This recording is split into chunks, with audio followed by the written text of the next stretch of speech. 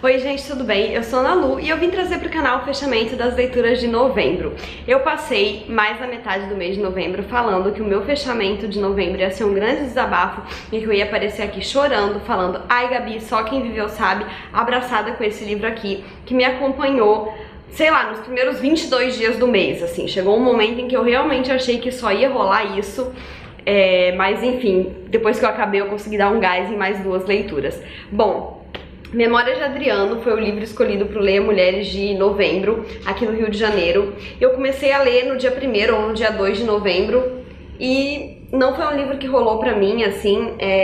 Ele é um clássico escrito por essa escritora Marguerite Yourcenar, que se eu não me engano ela é belga, mas o livro é escrito em língua francesa, ele é considerada literatura francófona, e ela levou muitos anos, acho que 20 anos, para escrever esse livro, que se propõe a ser uma autobiografia ficcionalizada, romanceada, né, do Adriano, o imperador, né, o imperador romano. E a escolha desse livro para o Leia Mulheres foi bastante interessante, porque é para quebrar essa questão de que existe uma literatura feminina, né, uma literatura produzida por mulheres muito específica, porque esse livro, se você lê ele assim, sem saber quem é a autora e tal, você pode até, a princípio, por estereótipo, pensar que é um homem, porque é uma biografia de um imperador romano que se propõe a falar de batalhas, de disputas, de política e enfim. Então a principal proposta do Leia escolhendo esse livro foi essa, e realmente é uma literatura que desmistifica o que se considera literatura feminina. É um livro muito diferente do convencional, do que se espera, e enfim, a Marguerite já estava fazendo isso há bastante tempo atrás, né? Então não é de hoje, não é só hoje que as mulheres estão aí quebrando estereótipos. É um livro muito denso, é um livro grosso, de letras bem pequenininhas. Essa minha ediçãozinha aqui é super antiga, eu comprei num sebo, mas tem uma edição atual da mesma editora, Nova Fronteira, daquela coleção Clássicos de Ouro, então uma edição em capa dura, com um bom prefácio e tal. Mas eu não sei, eu já tava imaginando que eu não ia gostar muito desse livro e eu preferi não investir tanto dinheiro nele. Comprei essa edição, paguei R$7 nela e ela tá super bonitinha, super limpinha. Mas enfim, provavelmente ela vai voltar pro sebo mesmo. Eu acho que o Leia Mulheres é muito interessante pra fazer a gente sair da zona de conforto, e esse é um livro que eu com certeza não leria se não fosse escolhido pelo grupo, mas que realmente foi um livro aí que me fez uma companhia que não foi tão agradável. Eu fiquei mais de 20 dias presa nele e era um sufoco, assim. Toda hora que eu sentava pra ler eu pensava, eu vou ler pelo menos 50 páginas, eu lia 5 e eu já tava exausta. É um livro que não conversa comigo, ele realmente fala muito de batalhas, de épico e de política.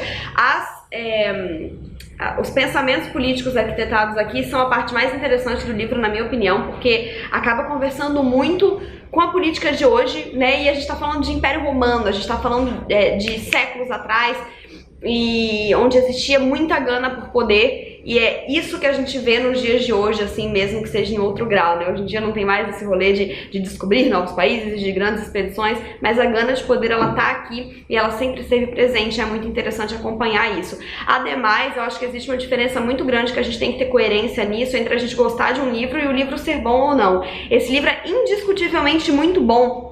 Ele é uma grande obra, ele é muito importante. A Marguerite fez um trabalho incrível de reconstrução histórica aqui e de se imaginar se colocando na pele de um imperador no leito de morte, contando sobre a sua vida em forma de uma grande carta-testamento para um futuro, né, imperador, que é o Marco Aurélio, que seria seu neto adotivo que sucederia ao trono.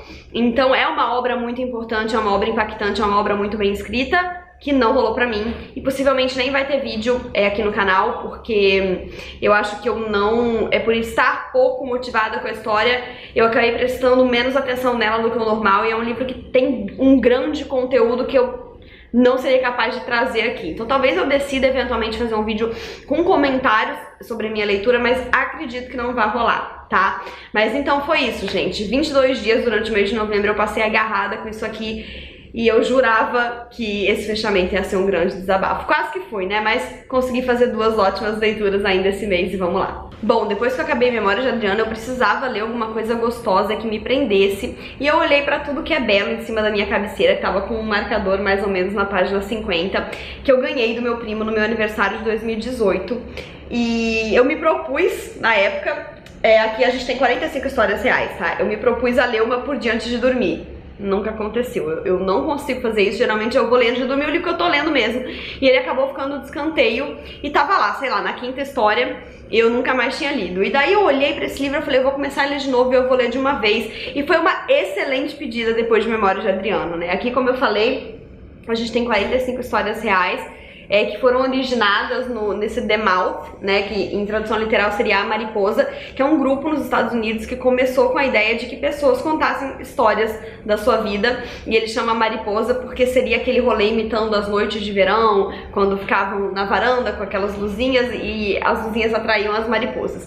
Esse projeto começou assim, ele foi se tornando um projeto super ambicioso e, pelo que eu entendi, hoje em dia, né, tem vários encontros para contagem de histórias, quase como um TED Talk, assim, só que de histórias focadas no pessoal mesmo. E aqui a gente tem então essa primeira coletânea de histórias que foram contadas em encontros do The Mouth e transformadas aqui de forma escrita. E eu gostei muito desse livro, ele é um livro que realmente toca, ele chegou super em mim, eu li super rápido, eu tinha muita curiosidade de saber o que as pessoas tinham para contar. Eu tenho algumas críticas à forma com que essas histórias são contadas e escolhidas, mas no geral é um livro muito gostoso, um livro que eu recomendo. E aqui no prefácio desse livro a gente já tem um texto do Neil Gaiman contando que o que mais conta em todas essas histórias, e no fato das pessoas estarem ali dispostas a contá-las, é a vulnerabilidade, é a pessoa ali se entregando para que outros ouçam e se colocando, né, ali tão nu, né, contando sobre as suas inseguranças, sobre a sua vida na frente de outras pessoas desconhecidas. E isso é realmente o que mais conta aqui. Quando eu fizer o vídeo sobre ele, eu comento sobre algumas críticas que eu tenho pra fazer e também sobre algumas das minhas histórias que foram favoritas.